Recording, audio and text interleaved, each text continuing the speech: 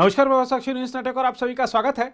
चीन और पाकिस्तान के साथ सीमा पर जारी तनाव के बीच chief of defence staff general Bipin Rawat ने बड़ा बयान दिया है और कहा है कि भविष्य में होने वाली जंग को भारत स्वदेशी हथियारों से लड़ेगा और दुश्मनों को हराएगा। रक्षा अनुसंधान व विकास संगठन यानी DRDO के एक कार्यक्रम को संबोधित करते हुए CDS बिपिन रावत ने कहा कि हम देख रहे हैं कि रक्षा क्षेत्र को लेकर हमारा निजी उद्योग भी प्रेरित है, उन्हें समर्थन की जरूरत है। मुझे लगता है कि भविष्य में होने वाले युद्ध को हम स्वदेशी हथियारों के माध्यम से जीतेंगे। इस वक्त हम देख रहे हैं कि हमारी प्राइवेट इंडस्ट्री भी बहुत प्रोत्साहित है, उनको आपका सहयोग चाहिए। जिस प्रकार से आप काम करते आए हैं, अगर इसी तेजी से आप आने वाले सालों में काम करते रहेंगे तो मैं यकीन के साथ कह सकता हूं कि बहुत शीघ्र हम जो अगला युद्ध लड़ने जा रहे हैं, या अगर हमारे को युद्ध की चुनौती का सामना करना पड़ता है, तो हम आत्मनिर्भर भारत के तहत हिंदुस्तान में बनाए गए हथियार और असला से लड़कर विजयी निकलकर उभरेंगे। जैसे कि आप सब जानते हैं, कल ही हमारी डिफेंस एक्विजिशन काउंसिल की मीटिंग हुई थी, जिसमें तकरीबन 30,000 करोड़ के हथियार और अन्य जो एमुनिशन इक्विपमेंट उनकी स्वीकृति माननीय रक्षा मंत्री ने दी है। इसमें से 90% जो इक्विपमेंट और हथियार जो बनाए जाएंगे वो सब मेक इन इंडिया भारत में ही बनाए जाएंगे, और इन सब में DRDO का महत्वपूर्ण योगदान रहेगा। CDS बिपिन रावत ने अपने संबोधन में यह भी कहा कि वर्तमान समय में हमारा देश उत्तरी और पश्चिमी सीमाओं पर कई चुनौतियों का सामना कर रहा है। देश जिस रफ्तार से आत्मनिर्भरता की तरफ कदम बढ़ा रहा है, ये बेहद जरूरी है कि DRDO पूरी लगन के साथ काम करता रहे। वहीं इस कार्यक्रम में रक्षा मंत्री राजनाथ सिंह ने कहा कि भारत को सुपर पावर बनाने में DRDO वैज्ञानिकों की महत्वपूर्ण भूमिका होगी। DRDO के इस कार्यक्रम में रक्षा मंत्री राजनाथ सिंह ने हवा से हवा में मार करने वाले अस्त्र MK1 BVR के एक मॉडल को वायुसेना प्रमुख RKS भदौरिया को सौंपा। बता दें कि अस्त्र स्वदेशी रूप से विकसित पहली BVR यानी बियॉन्ड विजुअल रेंज हवा से हवा में मार करने वाली मिसाइल है।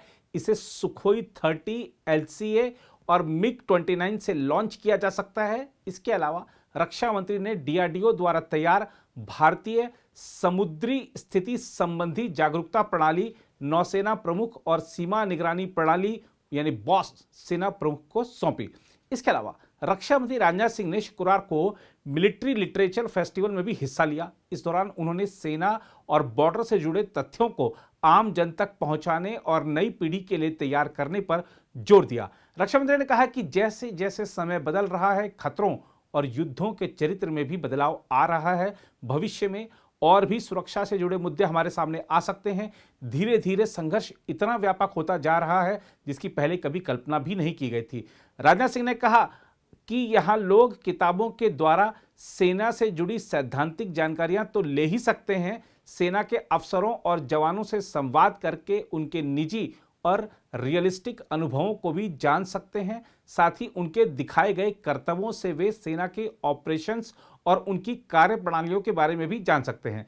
रक्षा मंत्री ने कहा कि मिलिट्री लिटरेचर को आम जन से जोड़ने से हमारी आने वाली पीढ़ियां हमारे देश के इतिहास, खासकर सीमाई इतिहास को जान और समझ सकेंगी। साथियों, मिलिट्री लिटरेचर को आम जन से जोड़ने के पीछे खुद मेरी भी गहरी रुचि रही है, और मेरी बड़ी इच्छा है कि हमारी आने वाली पीढ़ियां हमारे देश के इतिहास और खासकर जो बॉर्डर हिस्ट्री है, सीमाई इतिहास है, उसको जानें और समझें। और इसके लिए हमने डिफेंस मिनिस्ट्री का पद ग्रहण करने के साथ ही बाकायदा एक कमेटी गठित की है, और यह हमारे बॉर्डर हिस्ट्री और उससे जुड़े जितने युद्ध हुए हैं, सूरवीरों ने बलिदान दिए हैं, और उनके समर्पण को सरल और सहज तरीके से लोगों के सामने लाने की दिशा में यह काम करे, इस दृष्टि से मैंने एक कमेटी का गठन भी किया है। रक्षा मंत्रालय से जुड़े थिंक टैंक, मिलिट्री स्ट्रेटजी से भी जुड़ी रिसर्चेज, जर्नल्स और पीरियडिकल्स का ऑफलाइन और ऑनलाइन यह प्रकाशन करते हैं ताकि इस विषय में रुचि रखने वाले लोगों तक ऐसी सामग्रियां मुफ्त में पहुंच सकें। साथियों, एक और दृष्टिकोण से यह आयोजन मुझे बहुत महत्वपूर्ण लगता है कि जैसे जैसे समय बदल रहा है, खतरों और युद्धों के चरित्र में भी बदलाव आ रहा है। भविष्य में और भी सुरक्षा से जुड़े मुद्दे हमारे सामने आ सकते हैं। धीरे धीरे संघर्ष इतना व्यापक होता जा रहा है जिसकी पहले कभी कल्पना भी नहीं की गई थी। साइबर स्पेस, बायोलॉजिकल और इंफॉर्मेशन डोमेन में भी अब इसकी जद में आ गए हैं। आज मोबाइल की मारक क्षमता मिसाइल की मारक क्षमता से भी कहीं आगे बढ़ चुकी है। दुश्मन सीमा पार किए बिना हमारे लोगों तक अपनी पहुंच बना सकता है। ऐसे में हम सबको बिना वर्दी वाली सेना की भूमिका में भी अनिवार्य रूप से उतरना है।